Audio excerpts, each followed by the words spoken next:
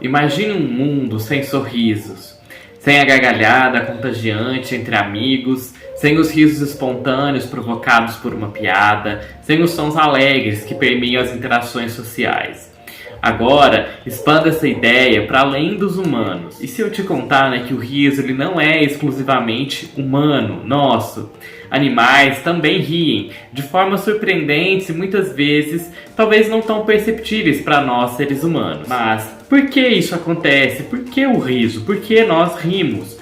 O riso, essa expressão tão poderosa e universal, pode ter raízes muito mais profundas na história da vida, da nossa vida humana e da história também de outros animais, do que você pode imaginar. Nós vamos explorar juntos como e por que o riso se manifesta em diferentes espécies e o que isso nos revela sobre a evolução das emoções e da socialidade.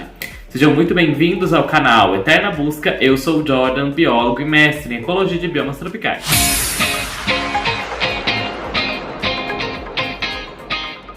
Vamos começar um pouco por entender a origem e a evolução do riso. As vocalizações de riso e também de rostos, nessa expressão de sorriso, elas ocupam um papel central na coesão social humana, ocorrendo de uma ampla gama de interações diárias com amigos ou com pessoas estranhas. E eles promovem o desenvolvimento de habilidades cognitivas e socioemocionais. E também eles afetam a nossa saúde e o bem-estar. O riso ele é uma expressão vocal que pode ser rítmica e também explosiva. E ele é geralmente um ato involuntário usado para transmitir rapidamente um sinal que é geralmente em resposta a um determinado estímulo. Principalmente cócegas ou então alguma comédia mais tipo pastelão, aquela coisa que você fica super afetado por ela. E esse riso ele pode ser acompanhado com expressões faciais, como o ato de sorrir, e ele pode causar uma diminuição súbita da força muscular, conhecida como cataplexia, que é aquele estado que você fica até meio sem forças, de quando você ri muito. E isso foi mostrado que eles liberam opioides endógenos em nós, seres humanos, e também acaba elevando os limites, o limiar da dor em nós humanos. Pesquisas fornecem também evidências de que várias chamadas de animais, elas também são consideradas análogas ao nosso riso. A análise filogenética moderna mostrou que o riso remonta pelo menos ao ancestral comum dos outros primatas e de nós, seres humanos, há cerca de 10 a 16 milhões de anos atrás. E isso abre a possibilidade de que os nossos parentes mais próximos, os chimpanzés, bonobos, orangotangos e gorilas, eles também podem expressar alegria de uma maneira semelhante a nós humanos. O riso ele pode voltar também muito mais do que isso, dado que ratos também exibem chamadas, sons ultrassônicos de cerca de 50 Hz, quando eles estão brincando e quando eles são acariciados por um ser humano.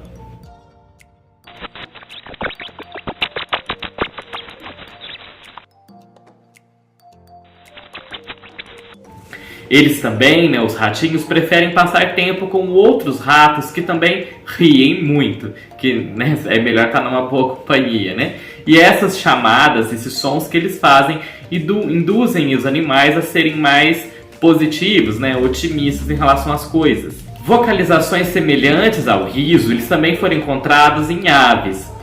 E nas aves, um exemplo interessante é o da chamada warble, que ela é típica do papagaio Care de Nova Zelândia, o Nestor notabilis. E quando esses papagaios fazem esse som, um animal começa geralmente a brincar com o outro, mesmo que eles não estivessem brincando antes. E se eles estiverem sozinhos, eles expressam mais uma brincadeira, como nós podemos perceber nesse vídeo, esse som bem característico.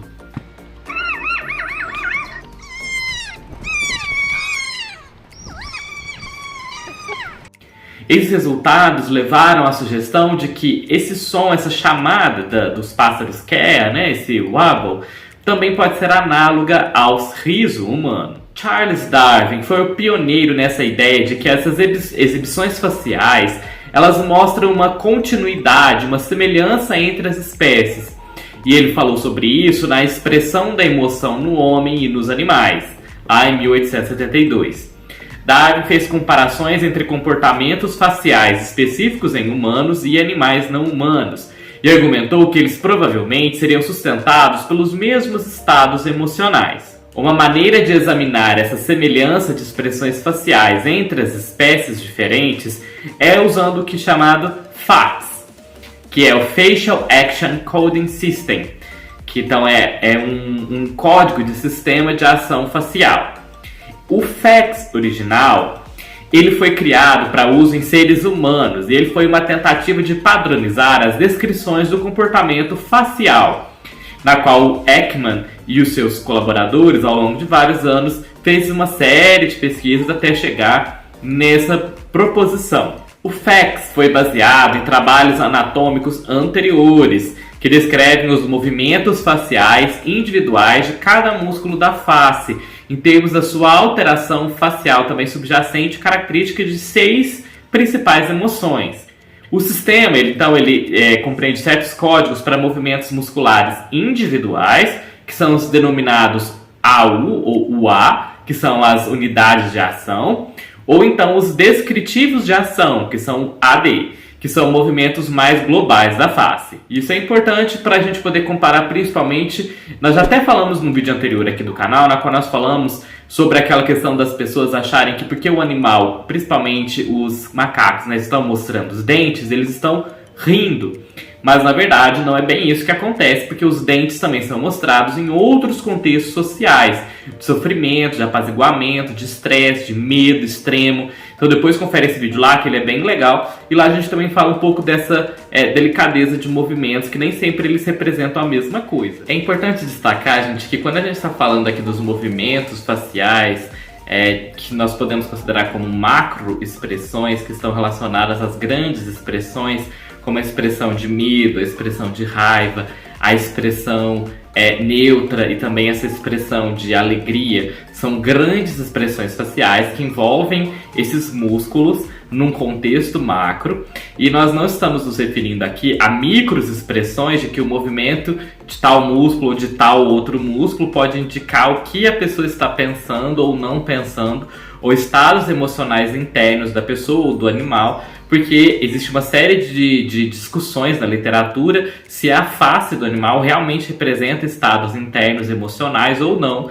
se ela está apenas sendo moldado de acordo com o contexto social na qual ela vive. Então, quando a gente está falando aqui, nós estamos falando mais no sentido macro de grandes expressões faciais, principalmente essas que envolvem medo, aversão, raiva, dor, e também essa expressão neutra e essa expressão de alegria e felicidade. E não microexpressões para entender o que a pessoa poderia estar pensando ou não, que isso aí já é outra coisa, que não é o que a gente está falando aqui, e também não temos indicativo de que isso realmente seja verdade. Então fica o alerta. E vamos aprofundar mais nas origens evolutivas do riso. A forma mais primitiva do riso é indiscutivelmente aquela desencadeada nas brincadeiras dos primatas não humanos por meio do estímulo físico de cócegas mais intensas, né, as cosquinhas, né? E isso ocorre como resultado de um indivíduo que está tentando dominar o outro indivíduo ou, de uma certa maneira, tentando incapacitá-lo, levando a essa fraqueza muscular, que é a cataplexia, por conta das cócegas, e aquele animal não consegue se mexer. Brincar em animais é muitas vezes uma maneira de os indivíduos aprenderem técnicas de sobrevivência. E assim como as cócegas, elas geralmente ocorrem, esse é um exemplo, né? As cócegas geralmente elas vão ocorrer durante brincadeiras. E por uma conveniência, né, daquele animal não sofrer esse estado de cataplexia, né, dele ficar à mercê do outro que está brincando com ele, essa brincadeira, esse sistema encoraja que o outro animal aprenda a se defender e a fugir ou desenvolver maneiras de não ser dominado nessa brincadeira de fazer cosquinhas no outro. Isso é uma habilidade de sobrevivência importante no futuro. Inclusive, aqui no canal nós temos um vídeo falando sobre a importância evolutiva do brincar, os impactos cognitivos em várias espécies, incluindo nós seres humanos, e o impacto muito extenso que isso tem na vida de um indivíduo. Depois confere esse vídeo lá também, que ele é muito legal. Quando um chimpanzé ele faz cócegas e produzem risos induzidos, né, por esses estados físicos, né, ele está comunicando aos outros ao seu redor que ele está potencialmente incapacitado devido a essa cataplexia induzida por conta das cócegas. Mas então por que um indivíduo destacaria, né, a sua própria incongruência e de que ele está sendo dominado? tendo em vista que numa sociedade, a gente fala muito, né, sobre hierarquias aqui no canal, demonstrar essa fraqueza, digamos assim, do ato de ser dominado não seria algo muito positivo. Então, por que ele demonstra que ele está rindo, né?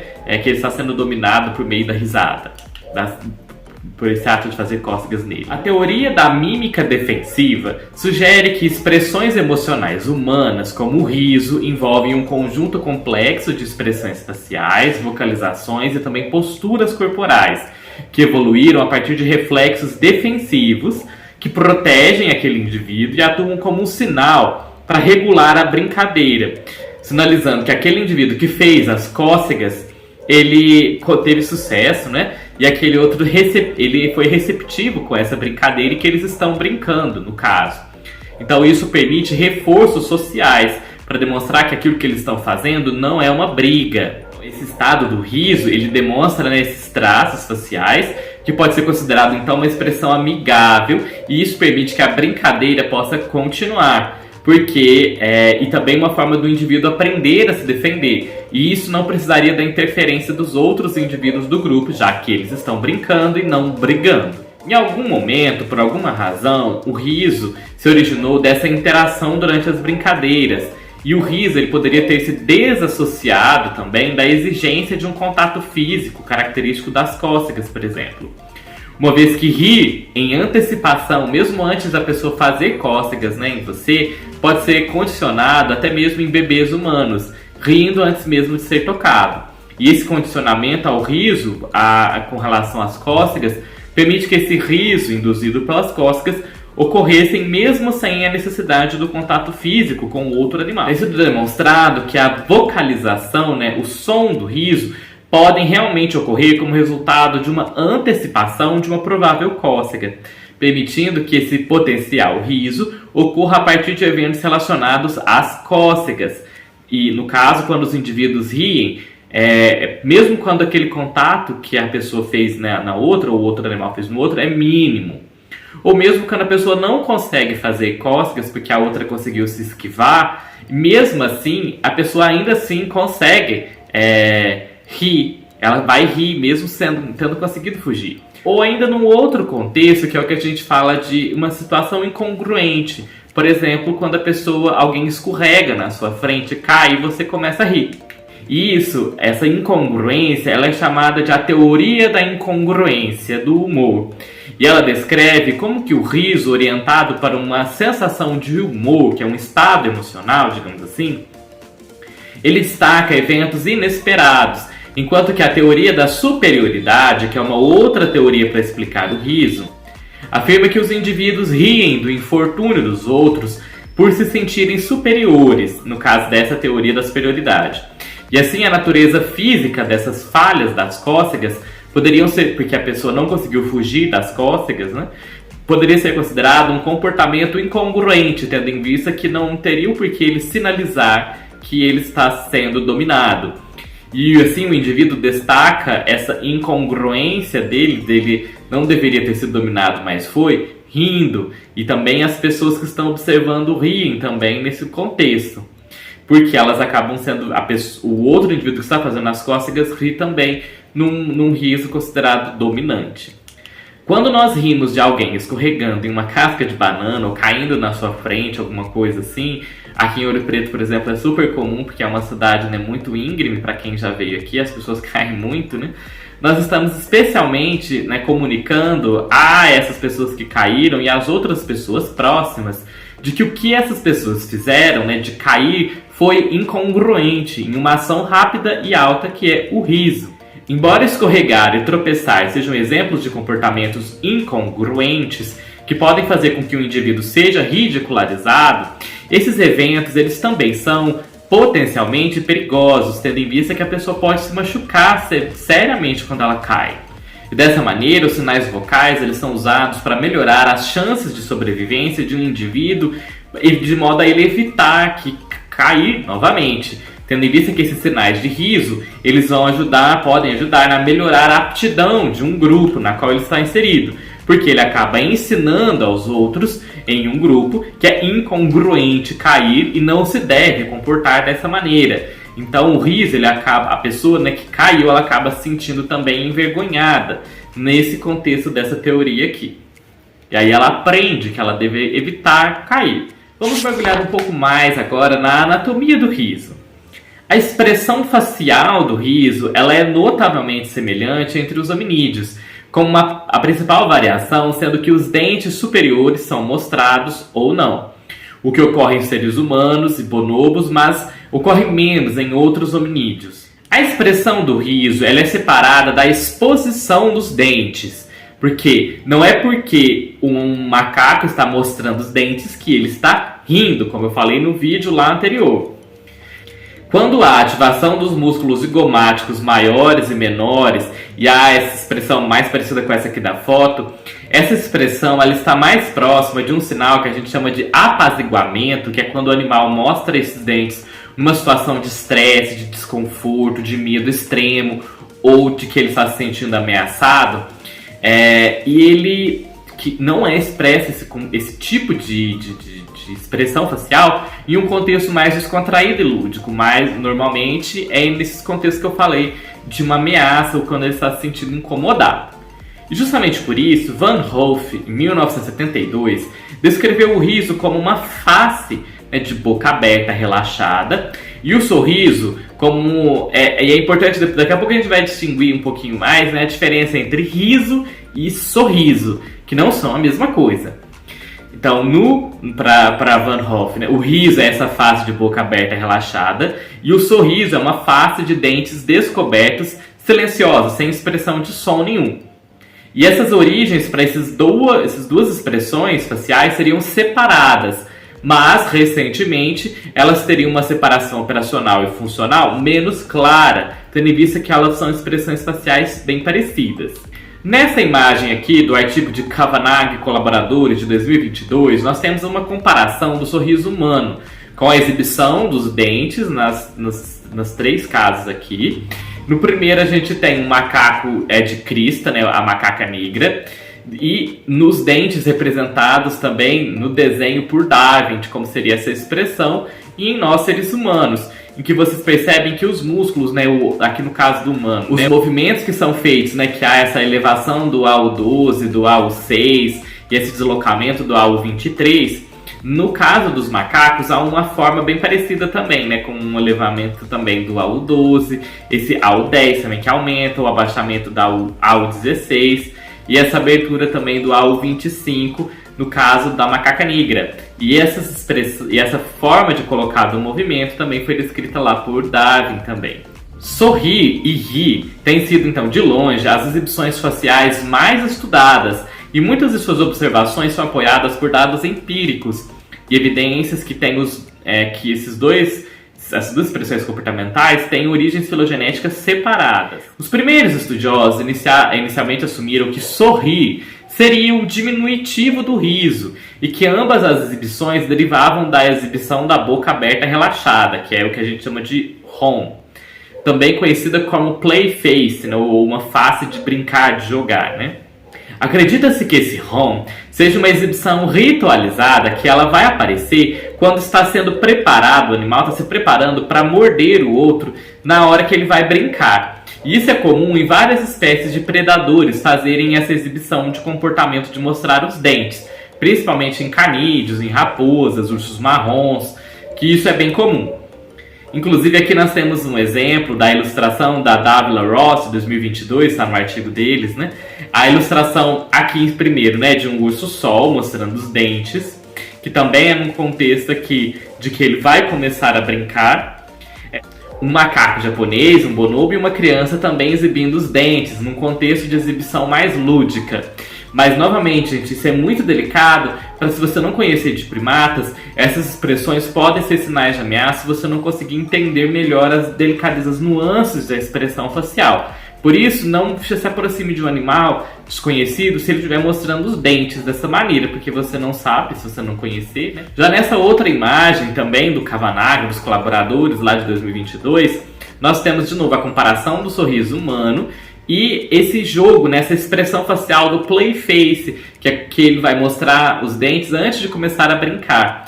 no caso aqui da macaca negra, que você também percebe aqueles mesmos movimentos, né? O AU25 mais 26, que está envolvido aqui no levantador de bochechas, o A1 mais 2, que são os levantadores de sobrancelhas, que vai fazer essa expressão ficar mais alta, né? E no caso de nós, seres humanos, que a gente tem esse movimento do AU6, o AU10, AU12, AU16, que vai fazer esse movimento facial do riso. Como Preuchoft, ele falou no seu artigo, né, no ano de 2000, essa cara de brincar, ela é uma herança antiga de todos os primatas, potencialmente que seria datado desde os tempos do Cretáceo. E a sua função poderia ser classificada como uma função afiliativa, né, positiva, que ela comunica uma falta de intenção de causar uma briga séria com o outro, e assim ele espelha uma função sociopositiva de sorrir ou de rir, de modo a incentivar vínculos dentro do grupo. Muitos estudiosos, portanto, sugeriram que esse display da boca aberta, relaxado, ele tornou-se totalmente ritualizado e passando a ser exibido como um sorriso ou então como um riso em nós humanos. Dadas essas semelhanças contextuais, de onde é exibido o comportamento, e também morfológica do movimento dos músculos. O riso, ele é uma linguagem universal que vai muito além da nossa espécie, mostrando como a alegria e a brincadeira são fundamentais para a sobrevivência e a socialização. Ao olhar para o comportamento dos animais como os primatas, os ratos e até as aves, nós percebemos que o riso ele tem raízes profundas na biologia e na evolução. E justamente por isso, no nosso próximo vídeo, nós vamos explorar como o riso se diferencia do sorriso, a sua função social nas nossas vidas e como ele molda as nossas conexões emocionais. Então, se você quiser entender mais sobre o papel transformador do riso na sociedade, não perca o vídeo, né, a nossa parte 2. E claro, não se esqueça de curtir esse vídeo, de se inscrever aqui no canal para continuar nessa jornada. E espero vocês nesse vídeo, e vou deixar o vídeo anterior na qual nós falamos dessa questão do riso dos macacos, que nós confundimos muito quando ele não está rindo e está exibindo um sinal de ameaça. Vejo vocês nesse vídeo e até mais!